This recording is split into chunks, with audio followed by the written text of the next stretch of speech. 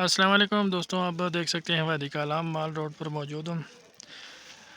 जैसे कि आज तीसरा दिन है, स्नोफॉल का सिलसिला इसी तरह बदस्तूर जारी है और कालाम में तकरीबन 4 तक बर्फ़ पड़ चुकी है और मज़ीद जो है स्नोफॉल का सिलसिला इसी तरह जारी है।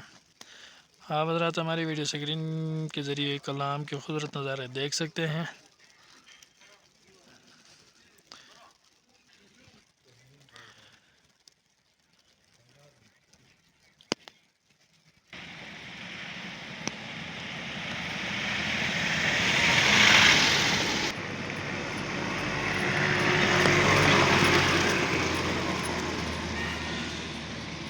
फोर बाई फोर गाड़ियाँ लगातार आती जाती रहती है और इसके साथ चेन जो है स्नो चेन लाजमी उन्होंने इस्तेमाल कर रहे हैं।